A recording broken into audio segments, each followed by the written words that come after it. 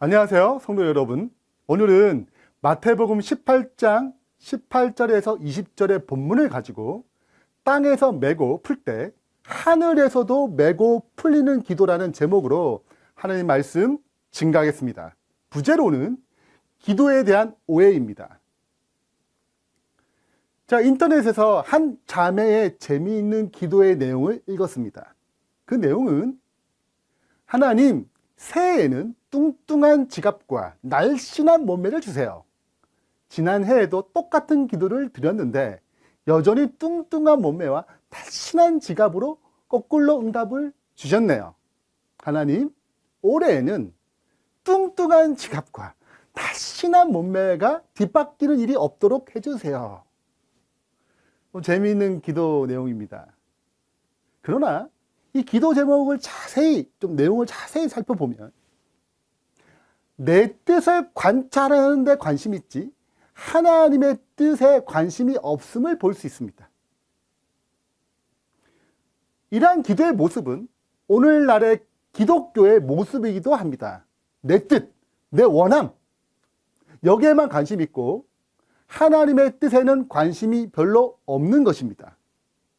오늘 살펴볼 성경 본문은 이러한 오해를 낳는 대표적인 성경절이기도 합니다. 말씀을 보겠습니다. 진실로 너희에게 이르노니 무엇이든지 너희가 땅에서 매면 하늘에서도 매일 것이요 무엇이든지 땅에서 풀면 하늘에서도 풀리리라.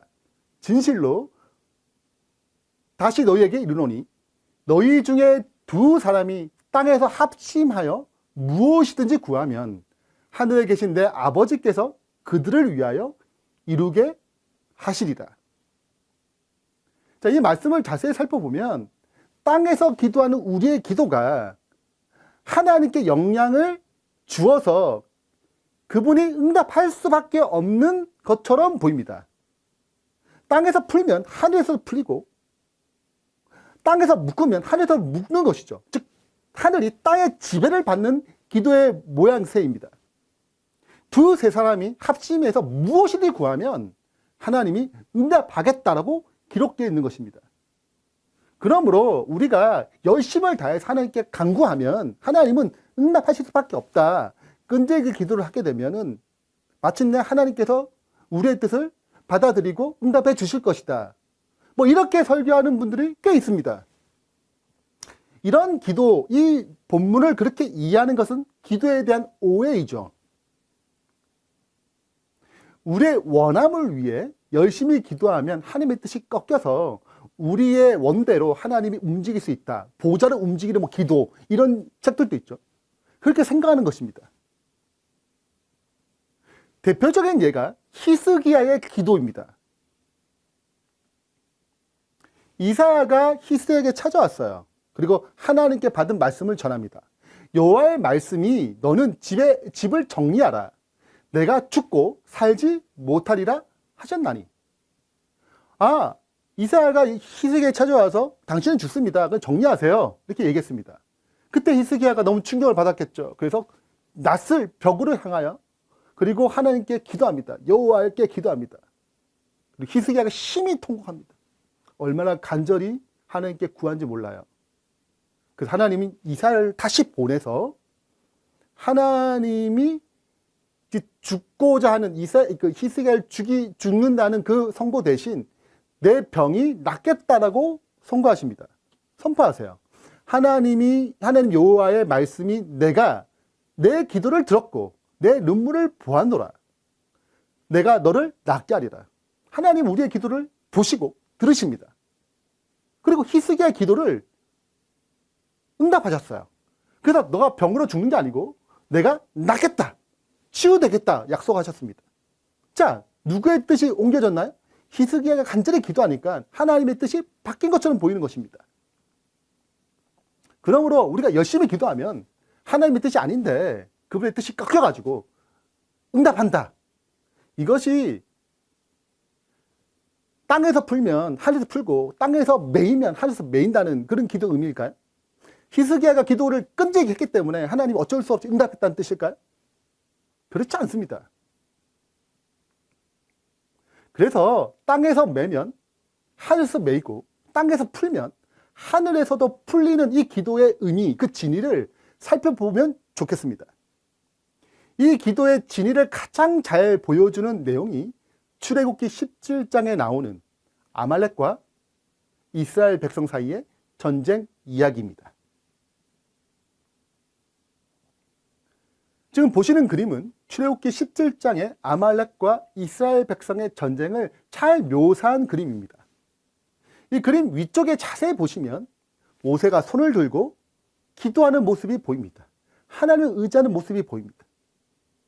여호수아는 아말렉과 싸우는 그 현장에서 열심히 치열하게 전쟁을 하고 있어요. 이 전쟁의 승패는 누구에 의해서 결정될까요? 하나님에 의해서 결정됩니까? 아니면 모세에 의해서 결정됩니까? 아니면 싸움의 현장에 있는 여호수아입니까? 물론 각각의 굉장한 의미가 있고 중요하지만 출애굽기 10장, 17장, 10절, 11절에 보면 누구에 의해서 결정되는지 설명하고 있습니다. 여호수아가 모세의 말대로 행하여 아말렉과 싸우고 모세와 아론과 훌은 산 꼭대기에 올라가서 모세가 손을 들면 이스라엘이 이기고 손을 내리면 아말렉이 이기더니, 자 보십시오. 누구에 의해서 전쟁의 승패가 결정지어집니까? 여호수아의 하나님이세요? 아닙니다. 본문은 분명하게 이 전쟁의 승패가 모세가 손을 들면 이기고 모세가 손을 내리면 아말렉이 이겨요. 즉 모세에 의해서 결정되는 것입니다. 물론 이 진짜 승패를 결정짓는 분은 모세가 아니에요. 전능하신 하나님 뿐입니다. 하나님께서 모세와 상관없이 이 전쟁에 승리하도록 하실 수 있어요. 모세가 손을 들든 손을 내리든 상관없이 하나님이 여호수아에게 능력을 주셔서 전쟁에 승리할 수 있게 하십니다. 그런데 출애굽기 17장에는 그렇게 하지 않으셨어요. 모세에 의해서 전쟁의 승패가 좌우되도록 하셨습니다. 모세가 손을 들면 이기는 것이고 모세가 손을 내리면 지게 하셨어요. 전능하신 하나님이 모세에 의해서 결정지어지는 것처럼, 전능하신 하나님이 모세에 의해서 제한받는 것처럼 보여지는 것입니다. 즉 땅에 있는 모세의 그 행동에 의해서 하나님의 역사가, 하늘에 계신 하나님의 뜻이, 그 능력이 제한받는 모습으로 보이는 것이죠.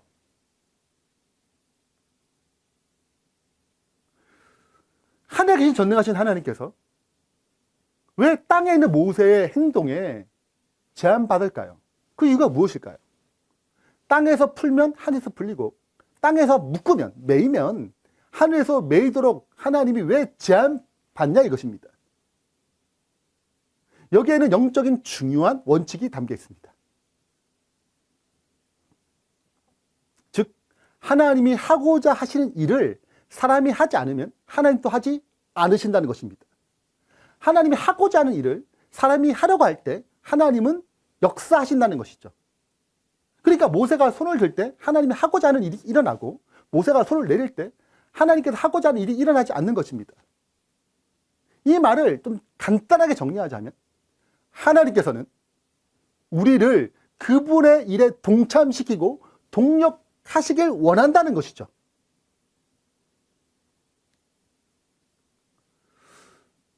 하나님은 우리의 기도에 의해서 제한받기를 선택하셨습니다. 그 이유는 우리를 그분의 사역에 동참시키기 위해서입니다. 동력시키기 위해서입니다. 그렇다면 왜 하나님께서는 그 전능하신 하나님이 우리 연약하고 아무것도 할 수 없는 이 부족한 연약한 존재에게 동력하기를 원하셨을까요? 왜 우리가 그분의 능력을 제한하도록 그렇게 허락하셨을까요? 왜 하나님은 제한 받으시면서까지 동력하기를 원하실까요? 그것은 하나님과 동력하게 되면 지식적으로 하나님을 아는 것을 넘어서 경험적으로, 체험적으로 하나님을 알게 되기 때문입니다. 하나님을 알게 되면 그럼 어떻게 될까요? 그러면 하나님을 닮아가게 됩니다. 부부가 사랑하면 함께 시간을 보내면 닮아가게 돼 있어요. 그런 것처럼 우리가 하나님의 일에 동력하고 함께하고 하나님을 알게 되면 자연스럽게 우리의 성품과 우리의 모습이 주님을 닮아가게 되어 있는 것입니다. 여기에 하나님의 성품과 권능이 우리를 통해서 나타나게 되어 있습니다. 그러면 어떤 일이 일어날까요? 하나님을 증거하게 됩니다. 하나님께 영광 돌리게 되는 것입니다. 이것이 전능하신 하나님께서 우리의 행동에, 우리의 기도에 제한받기로 하신 이유입니다. 어떤 것은 우리가 구하지 않아도 하나님께서 그냥 베풀어 주세요. 여러분, 오늘 아침에 일어나실 때, 어제 밤에 주무실 때 하나님 내일 꼭 생명을 주세요. 이게 기도하지 않은 분들이 너무 많을 거예요. 안 믿는 사람은 아예 기도 같은 것도 하지 않겠죠. 그러나 하나님은 매일 생명을 허락해 주십니다. 저도 어제 기도하지 않았지만, 그런 기도하지 않았지만 오늘 생명을 가지고 태어났어요. 다시 시작한 것입니다. 우리가 기도하지 않아도, 구하지 않아도 베풀어 주시는 은총들이 있어요. 이스라엘 백성이 출애굽할 때 구름 기둥과 불 기둥이 나타났습니다. 그들이 기도하지 않았어요. 그들이 구하지 않았습니다. 그러나 하나님께서 그분의 은혜의 상징으로 구름 기둥과 불 기둥으로 그들을 인도하셨습니다. 그러나 우리가 동력해야 할 부분이 있다면 하나님 반드시 기도하고 구할 때만이 이루어지도록 하셨습니다. 홍해를 건널 때 하나님 혼자 일방적으로 하지 않았어요. 모세를 통하여 역사하도록 하셨습니다. 여러분, 만나가 내려질 때 그냥 하지 않았어요. 모세의 기도를 통해서 만나가 내리도록 하셨습니다. 물이 없을 때 반석에서 물을 내셨어요. 모세의 지팡이를 통해서 하셨습니다. 즉 모세를 통하여 제안받으신 거죠. 모세의 기도를 통해서 그분이 응답하신 것입니다. 아말렉과 전쟁, 살펴봤지만 아말렉과 전쟁에서도 동일하게 하나님을 의지해야지만이, 하나님께 구해야지만이 성취하도록 이루셨습니다. 에스겔 36장 37절에는 주 여호와께서 이같이 말씀하셨느니라. 그래도 이스라엘 족속이 이같이 자기들에게 이루어주기를 내게 구하여야 할지니라. 이 말씀의 배경은 바벨론 포로에서 돌아오는 약속, 즉 하나님의 뜻이 있다 할지라도 너희가 구하지 아니하면, 기도하지 아니하면 하나님께 응답하지 않겠다는 것입니다. 하나님의 뜻이 있다 하더라도 우리가 그 뜻에 동참해야 돼요. 그 동참하고 동력할 때 그분의 뜻이 이 땅에 이루어지는 것이죠.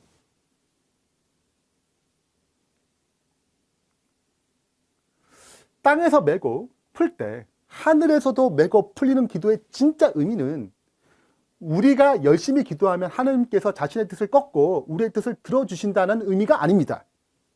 오히려 하나님께서 그분의 뜻을 우리에게 알려주시고 그분의 일에, 그분의 뜻에 동력하기를 원하신다는 뜻입니다. 이렇게 동력하게 되면 우리의 신의 성품에 참여하게 돼요. 그래서 하나님을 증거하게 되는 것입니다. 빛과 소금의 역할을 하게 되는 것이죠. 마가복음 9장에 보면 변화산 사건의 이야기가 나옵니다. 3명의 제자들이 예수님과 함께 변화산에 올라가고 9명의 제자들이 남았습니다. 주님을 기다리고 있었어요. 그때 한 아버지가 귀신 들린 소년을 데리고 왔습니다. 그리고 이 9명의 제자들에게 귀신을 쫓아내려고 부탁합니다. 그러나 9명의 제자들은 쫓아내지 못했습니다. 마귀의 권세에 짓눌렸어요. 이때 예수님이 내려오셔서 믿음이 없는 자들아 하고 탓하시면서 귀신 들린 소년을 고치십니다. 제자들이 궁금했어요. 분명히 그들은 얼마 전까지만 하더라도 병을 고치고 귀신을 쫓아내었던 경험을 가진 제자들이었습니다. 근데 지금이 그 능력이 나타나지 않는 거죠. 왜 고치지 못했습니까? 우리에게 왜 안 되나요? 이렇게 예수님께 질문했을 때 예수님은 말씀하십니다. 너무나 유명한 말씀이죠. 이르시되 기도 외에는 이런 유가 나갈 수 없느니라. 이들이 기도해야 할 때 기도하지 않았던 것입니다. 그 시간에 뭐 했을까요? 3명의 제자들 시기 질투하고 예수님을 불신했습니다. 그 결과 하나님 일에 동력하는 일에 실패했어요. 그러니까 능력이 나타나지 않았겠죠? 그래서 마귀의 세력을 묶을 수 없었고 마귀의 세력으로부터 풀어나도록 이 소년을 풀어줄 수도 없었어요. 하나님의 능력이 나타나지 않았던 것입니다. 여러분, 우리를 돌아봅시다. 기도를 통해 정말 하나님과 동역하고 있습니까? 하늘의 능력이 우리를 통해서 나타납니까? 너무 바쁘다는 핑계로 기도할 시간이 늘 부족하지 않습니까? 때로는 기도를 넘어가지 않나요? 그러니까 밥 먹는 기도. 왜? 잠깐 짧게 기도하는 왜? 정말 하나님과 동역하는 기도에 실패하고 있지 않나요?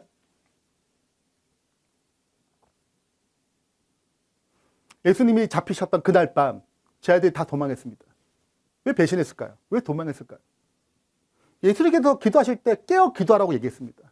널 기도할 때라고, 시험에 들지 말고 기도하라고 부탁하셨습니다. 근데 그들이 다 잤어요. 그들이 실패한 이유는 기도를 통해 하나님과 동역하는 일에 실패했기 때문에 그렇습니다. 우리가 왜 능력이 없을까요? 왜 하늘의 권능이 잘 나타나지 않을까요? 우리의 삶이 왜 변화가 잘 안 일어날까요? 그 이유는 기도를 통해서 하나님과 동역하는 일에 실패했기 때문에 그렇습니다. 오늘 이 일에 승리하길 간절히 바랍니다. 기도를 통해 하나님과 동역함으로 땅에서 매면 하늘도 매이고 땅에서 풀면 하늘도 풀리는 그 놀라운 권능의 역사가 우리의 기도를 통해서 나타나길 바랍니다. 그러므로 기도의 자리가 무너졌다면 기도의 자리를 회복해야 합니다. 그리스도교나 그리스도인 개개인들의 이르러 오는 가장 위대한 승리들은 그들의 재능이나 교육이나 재물이 인간의 어떤 호의로 얻어지는 것이 아니다. 그것들은 열렬하고 필사적인 믿음으로 전능하신 능력의 팔에 매달릴 때에 하나님이 함께 하시는 기도의 밀실에서 얻어지는 승리들이다. 하나님의 뜻이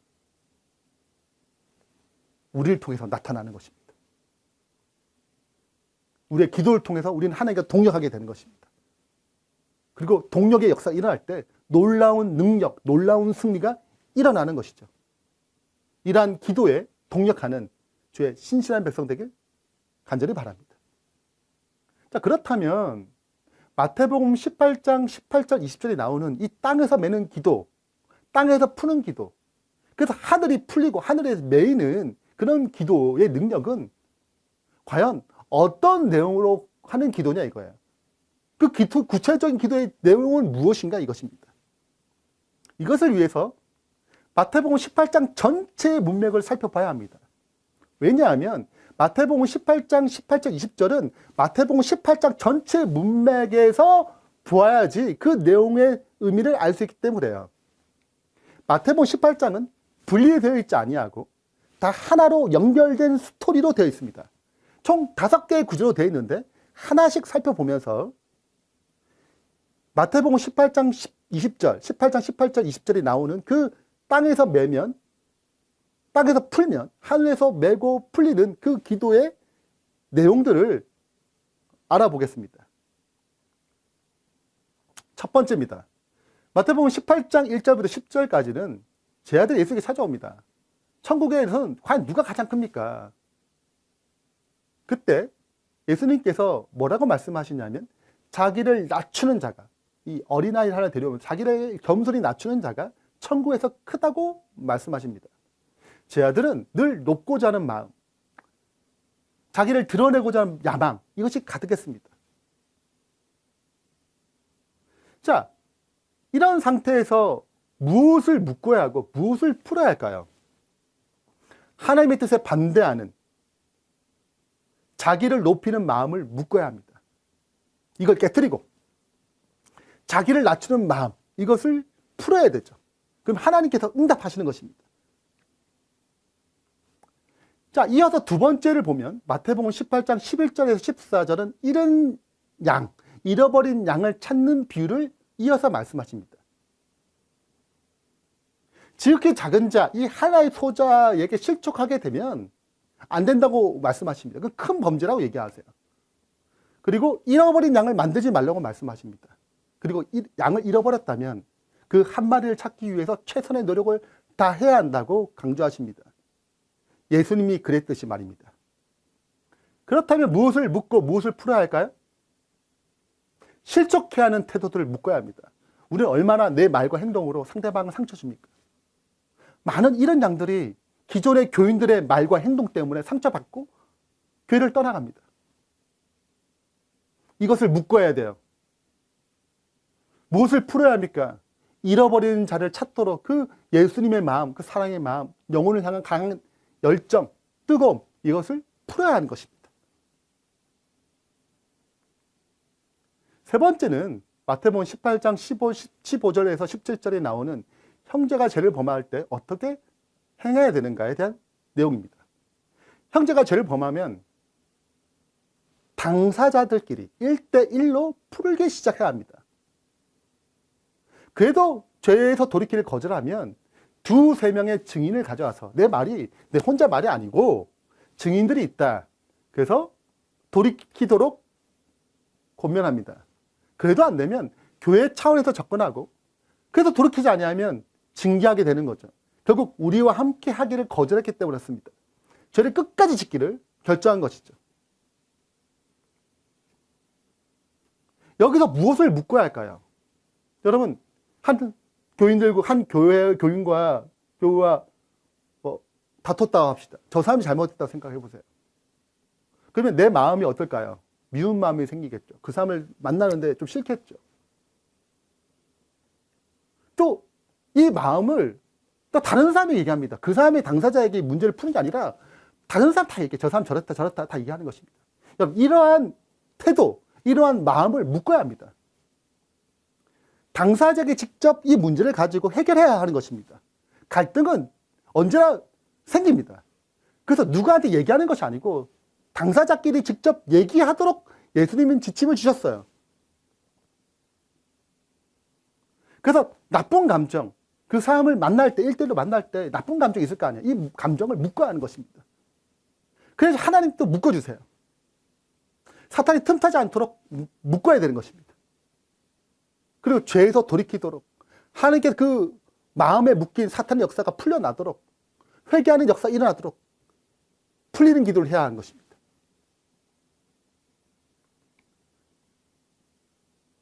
이렇게 하면서 이러한 일들을 위해서 메고 푸는 기도를 하라고 18절, 20절에 말씀하시는 것입니다. 이것이 교회가 연합해야 할 기도의 내용이고 사역의 내용인 것입니다. 이것이 주님의 뜻이에요. 이렇게 할 때 하늘이 응답한다고 말씀하시는 것입니다. 이렇게 하는 것이 하나님의 뜻을 구하고 하나님의 동력하기 원하는 기도라고 말하는 것입니다. 그리고 18장 5번째 구조가 이것의 결론이죠.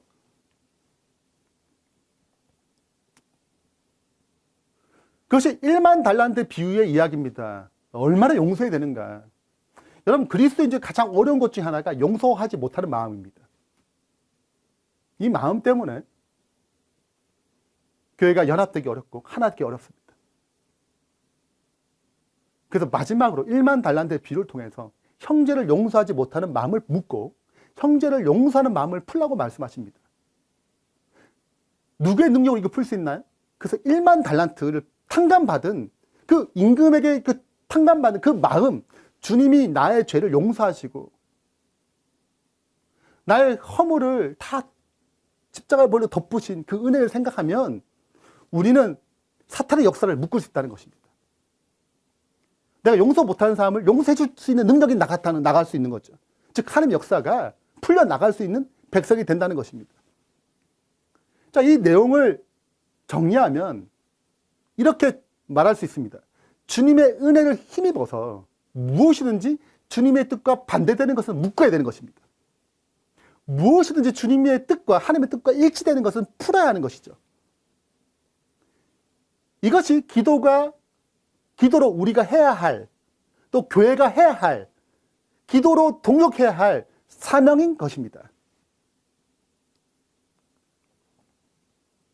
우리가 하나님의 은혜로 마음과 억울함을, 미움과 억울함을 묻고 또 죄된 욕망들을 묻고 용서와 사랑, 즉 예수 그리스도를 풀도록 그렇게 역사하시도록 하늘에 기도를 올려보내면 하나님께서 그 응답으로 우리의 미운 감정들, 억울한 감정들, 죄된 욕망들을 묻습니다. 십자가에 묶어서 죽이는 것이죠. 그리고 예수님을 풀어주시는 것입니다. 내가 죽고 그리스도가 사시는 거죠. 그런 기도의 능력이 나타나는 것입니다. 그래서 하나님의 뜻이 이 땅에 우리에게 이루어지는 것입니다. 우린 이런 과정을 통하여 하나님과 동력하게 되는 것입니다. 오순절 성령의 역사를 생각해 보세요. 제 아들이 얼마나 자기 중심적이고 이기적으로 예수님을 쫓아다녔어요. 자신을 놓고자 하는 마음이 계속 있었습니다. 예수님께서 마지막 식사 성만찬 예식 때 발을 씻길 만큼 그들의 마음이 놓고자 했습니다. 서로가 높은 자리에 앉기 위해서 서로가 싸웠어요. 죽는 전날 밤까지 그랬습니다. 얼마나 예수님과 다르게 말과 행동할 때가 많았나요? 그러나 그들은 십자가의 사랑을 깨닫고 성령의 권능이 입혀지기를 기다리면서 하나님의 뜻과 반대되는 모든 것을 묶었습니다. 교만한 마음, 이기적인 마음, 모든 걸 묶었어요. 그리고 하나님의 뜻에 일치되는 시간들을 가졌습니다. 그 기도의 시간을 가졌어요. 사도행적 46페이지는 이렇게 기록하고 있습니다. 제 아들은 약속이 성취되기를 기다리면서 성령의 약속이죠. 성령의 강림, 그걸 기다리면서 참된 회개로 그들의 마음을 겸비하게 하고 그들의 불신을 자복하였다. 뭘 묶었어요? 죄된 속성들, 예수님께 힘들게 했던 교만하고 이적인 모든 마음들을 자복하면서 묶었습니다.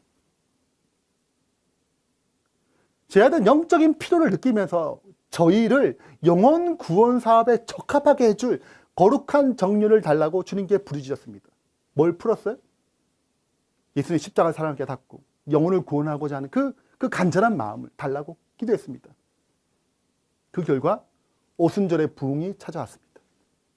이렇게 교회가 기도를 통하여 하나님과 동역하면서 죄악을 묻고 하나님이 하고자 하신 뜻에 풀리도록 기도할 때 부흥의 역사, 성령의 역사를 체험할 수 있는 것입니다. 오늘 이러한 기도가 이 교회 안에 필요한 것입니다. 2012년 3월 제가 신장 판막 수술과 뇌출혈 수술을 했습니다. 죽을 확률이 70%였어요. 정말 기적같이 살았습니다. 이때 많은 분들이 기도해 주셨습니다. 주 여호와께서 이같이 말씀하셨느니라. 그래도 이스라엘 족속이 이같이 자기들에게 이루어 주기를 내게 구하여야 할지니라.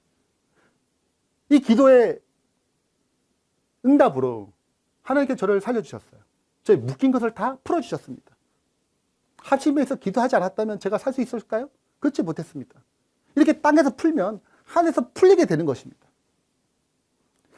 그런데 제가 이렇게 심장 수술하고 뇌 수술하면서 누군가 저한테 질문했을 때 제가 성경이 100권이라고 말했어요. 목회를 할 수 있을 것 같아요? 체력도 약하고 전신적인 여러 가지 면에서 굉장히 허약해졌습니다. 목회가 끝났나? 다시 목회할 수 없지 않을까? 이런 생각까지 할 만큼 굉장히 어려운 상태에 있었습니다. 이렇게 묶인 것처럼 보였지만 하나님께 이것을 풀어주셨어요. 그런데 1년이 지나고 다시 사역할 수 있는 은혜를 주셨습니다. 그리고 시간이 흘러서 올해 2023년 열린 온라인 교회가 개척된 것입니다. 사탄이 여러 가지 방해들이 있었어요.